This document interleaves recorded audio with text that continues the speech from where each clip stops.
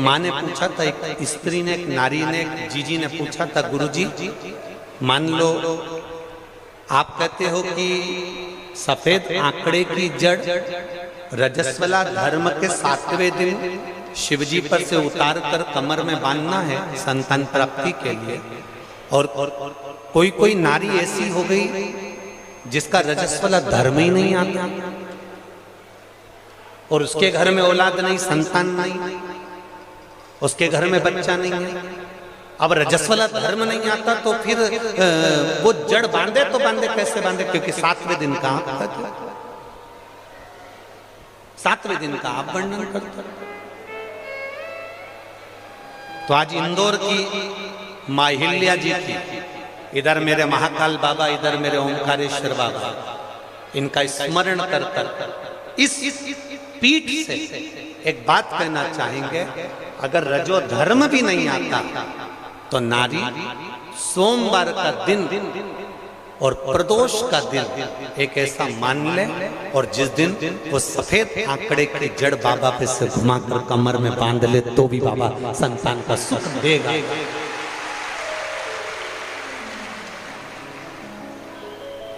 बाबा देगा जरूर। सत्तू भैया, ये प्रसंग हमने आज तक किसी कथा में नहीं लिया, पर आज इस पावन धरा पर यह प्रसंग आया तो आप लोगों के सम्मुख में संतान का सुख नहीं है, मान लो रजो धर्म भी चले गया, रजस्वला नारी हो ही नहीं रही, रजो धर्म भी चले गया तो भी शिव का स्मरण, तो भी बस नाम का स्मरण जरूर रखना। कौन से महादेव? उस आंकड़े की जड़ को बांधने के लिए कौन से महादेव? तुम रुकेश्वर महादेव। जम के बोलिए, एक बार अच्छे से बोलो, तुम रुकेश्वर महादेव। तुम रुका जी के नाम से उस जड़ का स्मरण करो।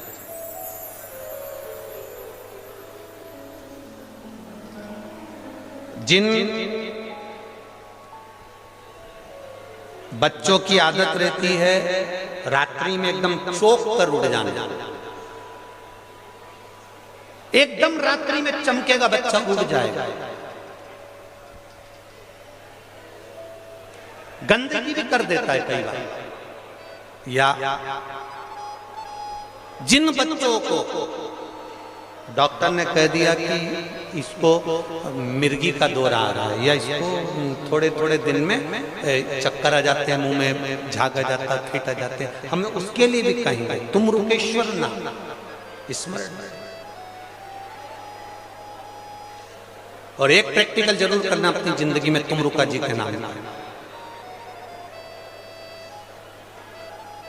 नारी हो चाहे पुरुष हो,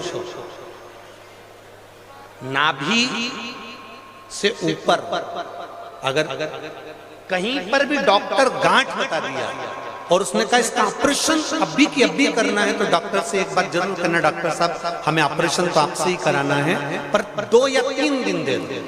और 3 दिन केवल शिव जी के मंदिर में जाके एक बेलपत्र और एक दुर्वा शंकर भगवान को तुमरुकेश्वर महादेव के नाम से समर्पित कर कर उसको लाना। दुर्वा को सुबह खाना बिल्कुल खाली पेट, और बेलपत्री को दोपहर में खाना, 3 दिन तक खाना। उसके बाद वापिस एक बार जांच कराना, बाबा चाहेगा तो तुमरुकेश्वर महादेव की कृपा से वो गांठ गलने में आनंद हो जाएगा, ऑपरेशन की जरूरत नहीं पड़ेगी। तुमरुकेश्वर नाम का इतना फल है। एक बार फिर से बोलिए, तुम रुकेश्वर। क्या नाम है? तुम रुकेश्वर। तुम रुकेश्वर नाम का इतना उसका स्मरण।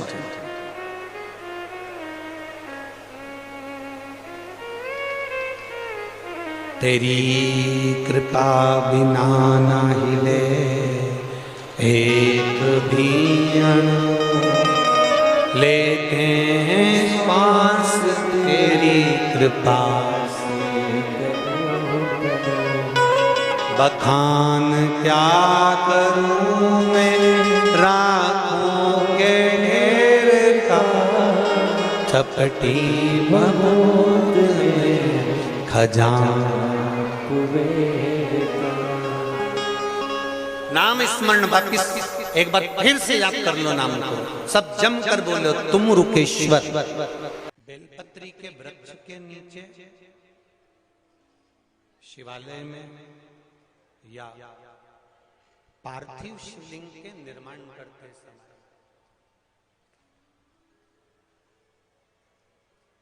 जब भी हम शिव को एक बूंद भी अगर जल चढ़ा रहे होते हैं, हम देवादिदेव महादेव को अगर एक बूंद भी जल समर्पित कर रहे होते हैं, उस समय पर अपने मन की बात हम भगवान शिव से कह रहे हैं। कभी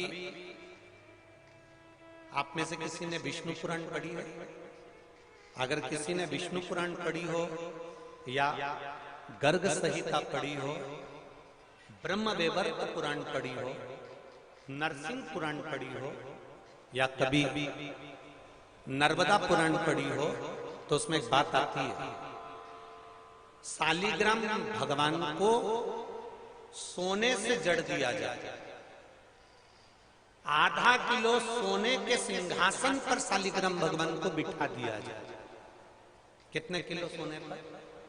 जम के बोलो जरा।